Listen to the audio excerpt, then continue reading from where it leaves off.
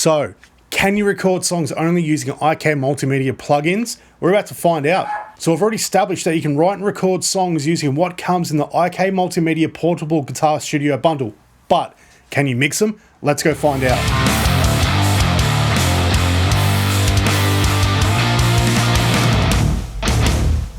Righto legends, if you haven't seen it already, I'm going to link up the top the first video in this series where we write and record songs using stuff that comes in the IK Multimedia Portable Guitar Studio bundle. God damn it, that's a mouthful. That's what she said! And today we're going to see if we can use those same tools to mix the songs that we recorded already. So, if it's your first time here, a few grand rules. We're only using the stuff that comes in the bundle. So what's in the bundle? A whole bunch of shit. iLoud studio monitors, the AX.io audio interface, Modo Drum, MODO Bass, Syntronik, SampleTank, T-Rax metering suite, AmpliTube, TONEX. The only stuff I'm adding to the mix that's not in that bundle: Fender Mexican Telly, a cheapo artist parlor guitar, and an artist hybrid 4-string bass. Acoustic guitars in the first song were recorded with a SM57 going straight into the AX.io 1. No expensive cork sniffery bullshit here. We are keeping it simple. We're not using any third-party plugins. We're only using what comes included in the bundle. So all the IK stuff and what comes bundled with the DAW. Oh, is there a DAW that gets bundled too? Yeah, you get Ableton Live Lite, which is awesome. But also, I think you should upgrade it if you get serious about this recording. So for the last song, the metal one, we're going to use Fender Studio Pro to see what we can do with a DAW that doesn't have a track limit on it. All right, legends, you ready? Let's go have a look at the first song. All right, so starting off with the singer-songwriter country sort of song. What I'm going to do is just solo the unedited track just so we can remind ourselves.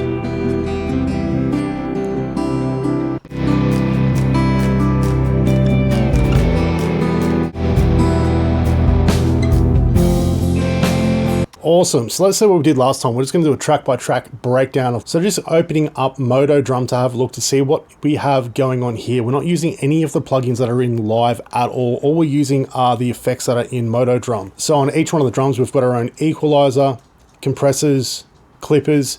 We've got different effects, sends and returns as well. So I'll just solo the drum track and we'll have a look and see what's going on.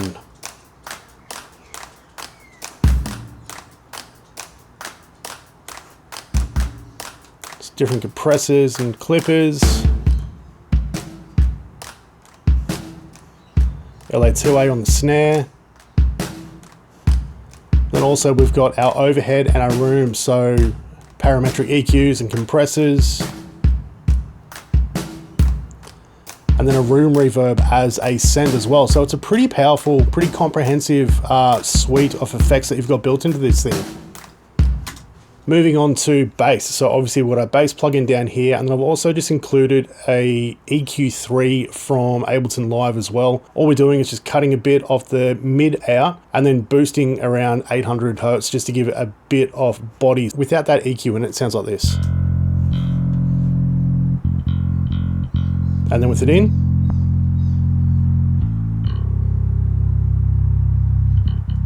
just opening up the plugin again just to see what we've got going on. Stingray bass, 5-string, fingerstyle. We're using round strings that are new, so they're nice and zingy. All we've got is a J bass pickup in the bridge. You can also change how far the pickup is away from the bridge, so that's really cool.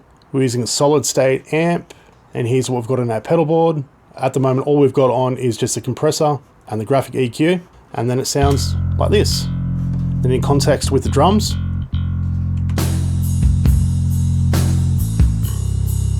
Awesome. Moving quickly, we're going to have a look at the first electric guitar track. We're using a TONEX, but we're also using AmpliTube at the same time with it. But all we're using in AmpliTube, as you can see here, is just a 500 series rack unit, an EQ and a compressor. Sounds like this.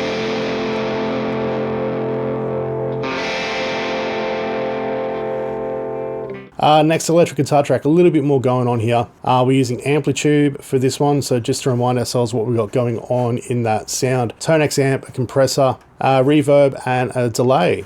We've also got an EQ3 here, just shaving some of the low end out of it. A compressor that's not really doing a hell of a lot, but because this is sort of like the slide guitar bit and the softer ambient lead lines, it just sort of brings up the quieter sections. And a reverb that are all stock in Ableton Live. So yeah, again, nothing third party.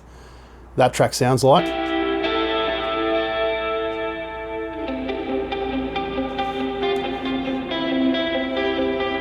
So next up, we've got the acoustic track. This was just recorded with that cheapo artist parlor guitars and an SM57 going straight into the Axe IO1. On this track, what we've got is a EQ, taking out some of the low end, boosting some of the highs, and then boosting the volume because the guitar is pretty quiet and the SM57 needed a bit of help to get it a little bit louder.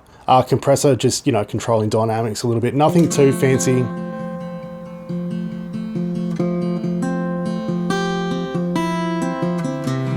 Sounds like an acoustic guitar in the mix.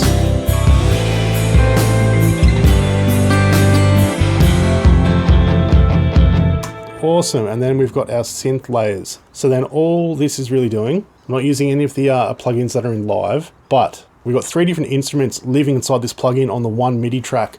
So on the first instrument, it's just like a church organ, EQ, bit of chorus, bit of rotary, bit of spring reverb.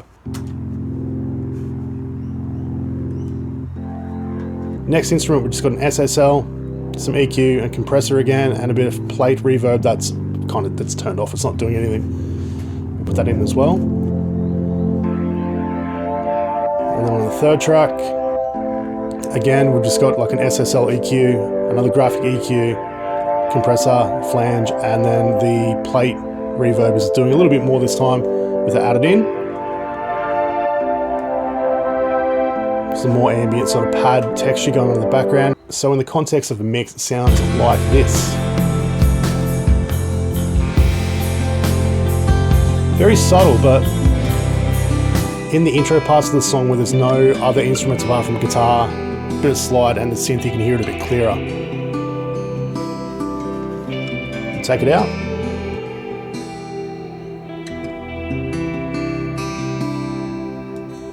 Okay, so I've just soloed the original unmixed part, then we're going to have a listen to it with all the mixing stuff going on just to see the difference, if it's any better.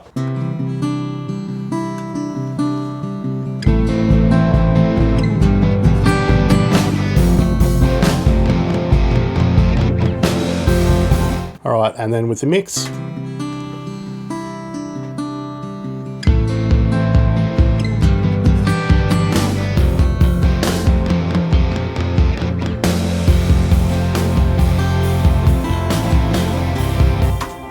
Nice, so it definitely sounds a lot cleaner. Let's go on to the rock track and see what's going on with that one though. So classic Aussie rock and roll, something like Jet. Let's have a quick listen to it.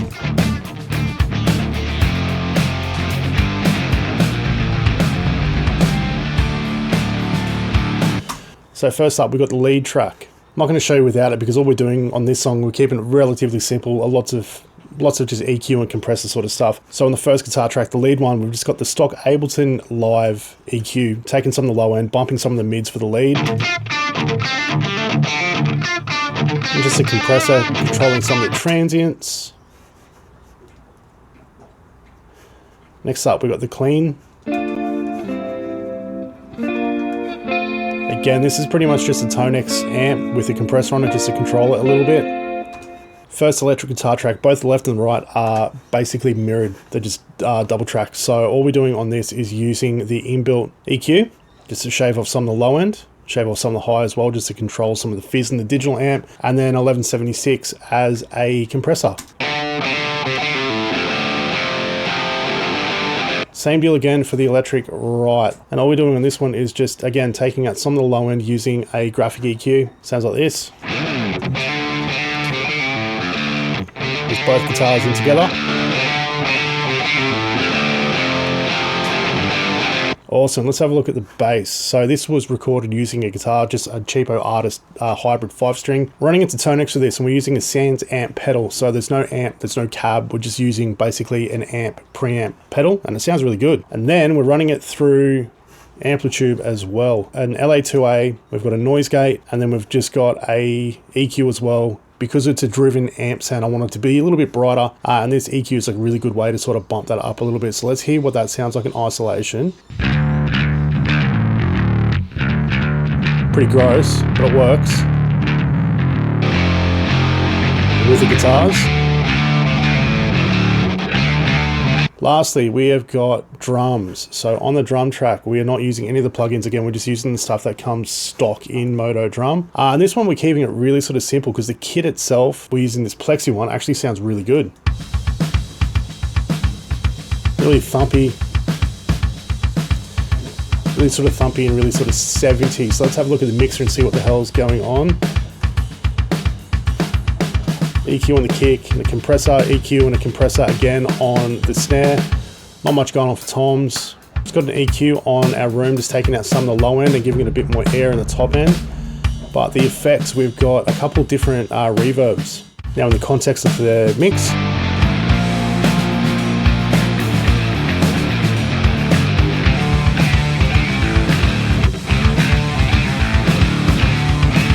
what about the fun bit?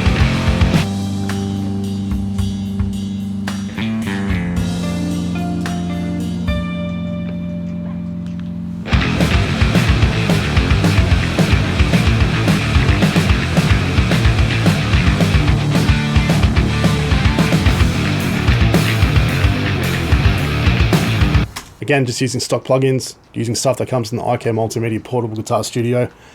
I mean, it's pretty good. It's pretty good for only a couple of tracks. And finally, we've got the metal song that we're doing in Fender Studio Pro. So let's just go have a quick listen to it and see what's happening.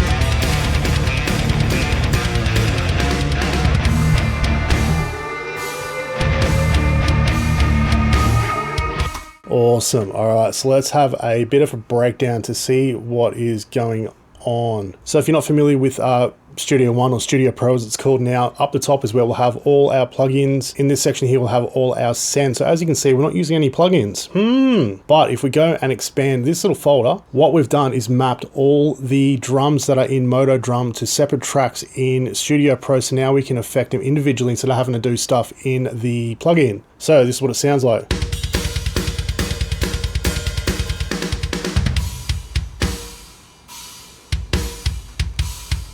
So we've kept it pretty simple. All we're really doing to a lot of it is just EQ and compression. So as you can see on our main drum channel, we've got an effect send that corresponds to a parallel compressor that we've got over here. So let's take it out and have a listen. Back in. Chunky.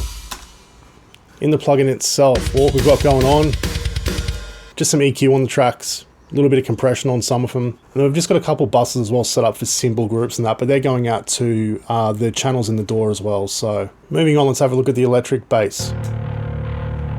Filthy. So we're using the TONEX for that, recorded with a real guitar. Just an EQ with some creative EQ curves going on, don't judge me. And a compressor. Our sub bass layer is coming out of Syntronik. It's got two different instruments on it.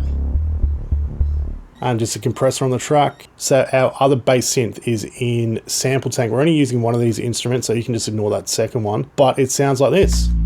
Just got a compressor on the track just to keep it sort of controlled.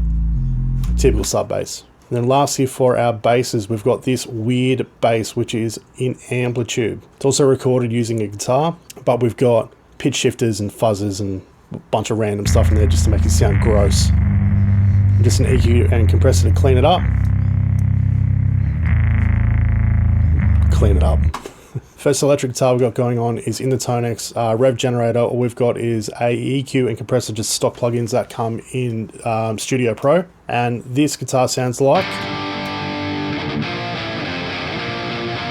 And next up we've got the double tracked version of that as well. This time using 5150, same deal again, EQ compressor sounds like. And together. Now for the lead line, we are using AmpliTube because, you know, AmpliTube's got a lot more effects than what TONEX does. We are using the TONEX amps though, which is, you know, a really cool feature that that plugin has. Flanger, plate reverb, buzzing.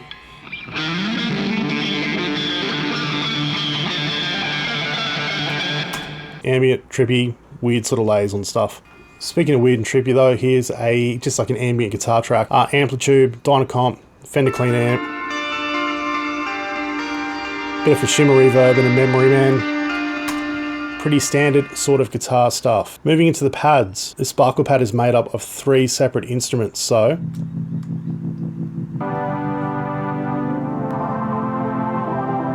Awesome.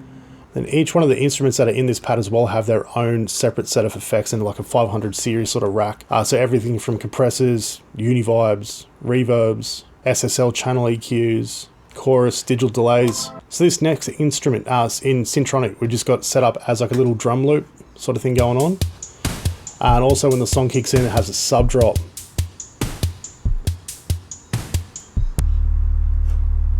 Next one is in SampleTank. It's another drum loop. And then the effects that we've got going on in this, if I knew where the button was, you know, a couple different compressors, a saturator, EQ, and a little reverb.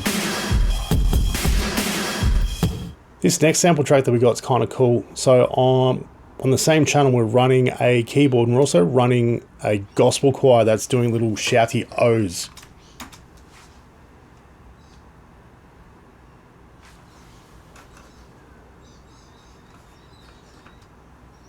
And it sounds like this.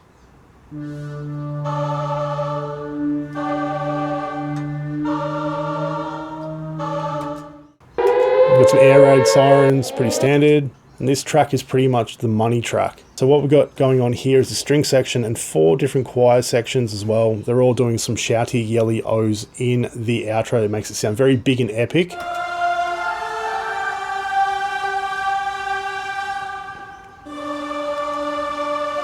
So in isolation, it kind of sounds a little bit silly, but once it's all back in together, it sounds stupid. All right, so let's have a listen to this thing in a full mix. So let's go. All the intro pads and drum loops coming into the main section of the song. First breakdown.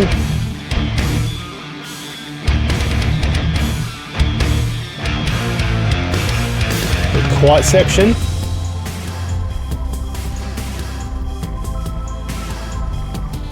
And this comes into what could be considered the first chorus, I guess.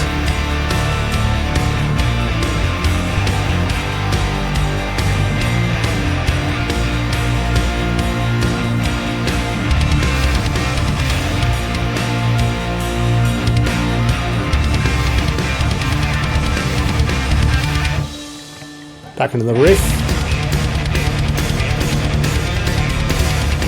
This is the section with the choirs.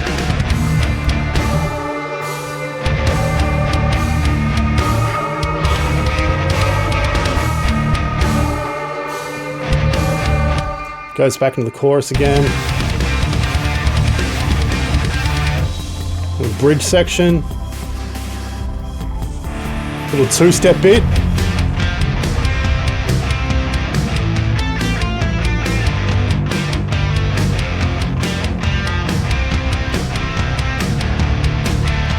And then back in for the last chorus. And the big outro section.